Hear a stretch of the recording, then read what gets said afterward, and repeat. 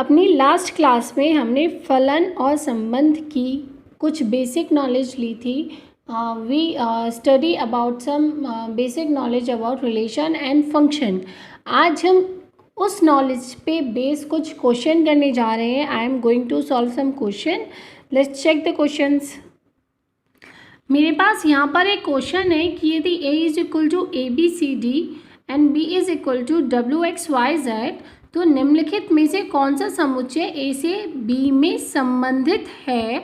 कारण सहित मुझे इसका आंसर देना है. अब इसने मुझे 4 पार्ट्स दिए हैं इस क्वेश्चन के. R1 एक रिलेशन दे दिया, उसके अंदर कुछ एलिमेंट्स हैं. R2 रिलेशन दे दिया, उसके अंदर कुछ एलिमेंट्स हैं. R3 के अंदर कुछ एलिमेंट्स हैं एंड R4 के अंदर कुछ एलिमेंट्स हैं. अब मैं क्या करूँगी, मैं इस पे रिलेशन की प्रॉपर्टी को हर एक क्वेश्चन पे सॉल्व करके देखूँगी. उसके बाद आई विल फाइंड कि रिलेशन एग्जिस्ट करता है या फिर नहीं करता. तो let's go to the solution. अगर हम बात करते हैं पार्ट नंबर 1 की, तो उसने R1 की वैल्यू हमें गिवन है A W B Y and C Z, जो कि R1 के एलिमेंट्स हैं. हमें पता है कि हमारे ए के element A B C D हैं और बी के element W X Y Z है. अब हम क्या निकालेंगे, रिलेशन क्या होता है. रिलेशन बेसिकली एक सबसेट होता है ए इंटू बी का. अब हम उसने ये बोला कि रिलेटेड है या नहीं, उसने रिलेशन का कुछ पर्टिकुलर हमें सबसे सेट नहीं दिया है. तो हम क्या करेंगे, हम ए इंटू बी निकालेंगे. तो ए इंटू बी किस तरीके से निकलता है, ए इंटू बी इस तरीके से निकलता है कि जो हमारा एलिमेंट ए है इसकी मल्टीप्लाई हम इन सब के साथ करवाएंगे. तो ए डब्ल्यू, फिर A X, A Y and A Z. उसके बाद बी की मल्टीप्लाई इन सब से करवाएंगे. तो B W, B X, B Y and B Z. उसके बाद C W, C X, C Y, C Z and D W, D X, D Y and D Z. इन सब की मल्टीप्लाई मैंने आपस में करा ली. अब मैंने क्या किया, मैंने चेक किया मेरे R1 में कौन कौन सा एलिमेंट है. R1 में मेरा है ए डब्ल्यू, ये रहा ए डब्ल्यू. बी वाई, ये रहा मेरा बी वाई. ठीक है. सी जेड, सी जेड कहाँ है हमारा, ये रहा सी जेड. तो इसका मतलब जो R1 है वो सबसेट है ए इंटू बी का. यही तो प्रॉपर्टी है कि रिलेशन की, कि जो संबंध R होता है वो समुच्चय ए से बी में किसी न किसी तरीके से संबंधित होता है, तो वो उसका सबसेट होता है. इसका मतलब ये जो फर्स्ट वाला पार्ट है ये इसको अग्री करता है. अब क्या करेंगे, सेकेंड पार्ट के लिए चेक करेंगे. सेकेंड पार्ट को मैंने इतने डिटेल में नहीं किया है क्योंकि मैंने ए इंटू बी की वैल्यू फर्स्ट पार्ट में निकाली. R2 की वैल्यू है X B C Z D Y X B. अब हम ये देखिए ज़रा, हमारी ए की वैल्यू क्या थी, A B C D and B की वैल्यू थी डब्ल्यू एक्स वाई जेड. जो फर्स्ट एलिमेंट है वो है एक्स बी, मतलब ये ए इंटू बी नहीं है, ये बी इंटू ए है. इसका मतलब R2 का ये जो एलिमेंट है ये वाला, ये तो इसमें होएगा ही नहीं, हमारे ए इंटू बी में है ही नहीं. आप चेक भी कर सकते हैं कि एक्स बी इसमें नहीं है, बी एक्स हो सकता है, एक्स बी नहीं है.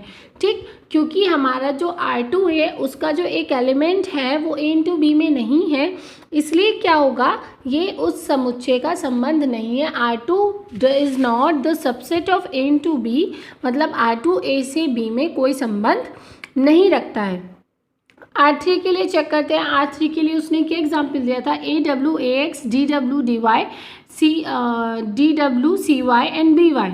तो ए डब्ल्यू ये रहा सबसे फर्स्ट हमें दिखाई दे रहा है, ए एक्स ये रहा, डी डब्ल्यू कहाँ है हमारा, ये रहा हमारा डी डब्ल्यू, सी वाई और बी वाई.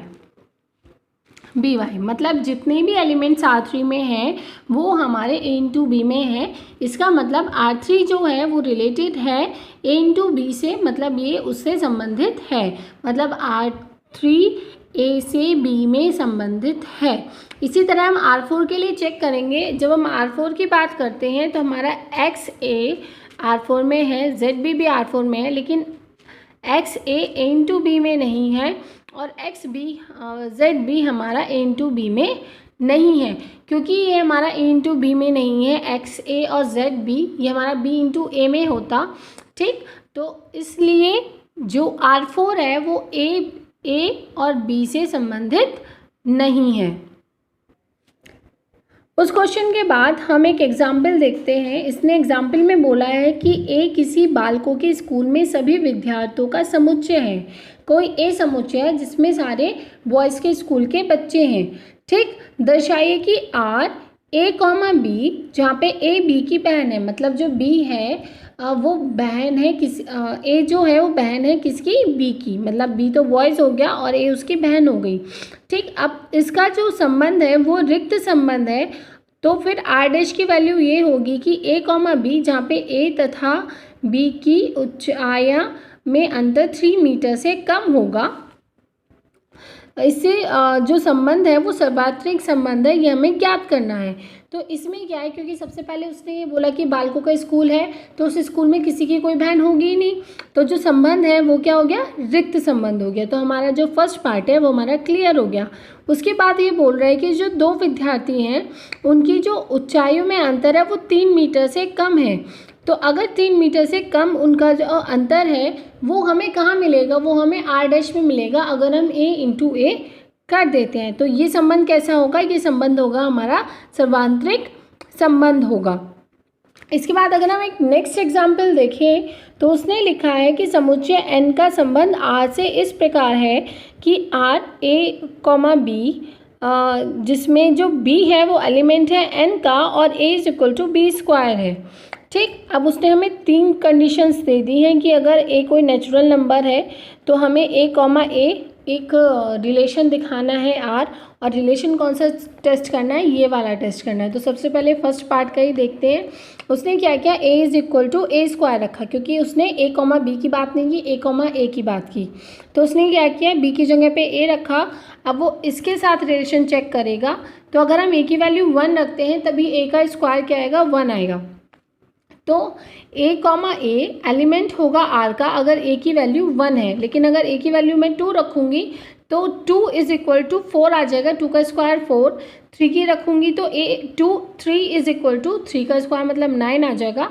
तो इन सब के लिए ये रिलेशन क्या फॉलो नहीं होगा, इसलिए ये इससे संबंधित नहीं है, ये इसको सत्यापित नहीं करता है।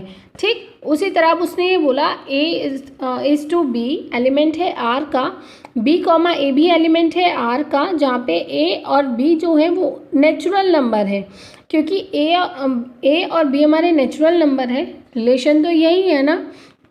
तो अब क्या करते हैं, हमें 2 नंबर लेने पड़ेंगे, एक ए और एक बी। माना हमारा ए क्या है 4, बी क्या है 2।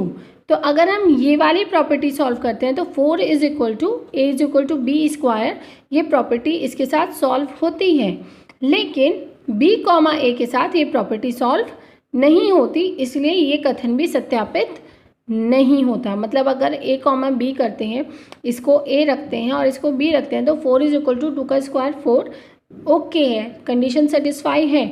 लेकिन अगर इसको ए रखेंगे, जैसे कि इसने बोला था बी कॉमा ए एलिमेंट है आर का, अगर यहाँ पे हम क्या रखते हैं 2 रखते हैं और यहाँ पे हम 4 रखते हैं और यहाँ पे हम क्या रखते हैं 2 रखते हैं, इसको उल्टा करते हैं तो क्या होगा 2 इज इक्वल टू 4 का स्क्वायर, हो ही नहीं सकता, 4 का स्क्वायर 16 होता है।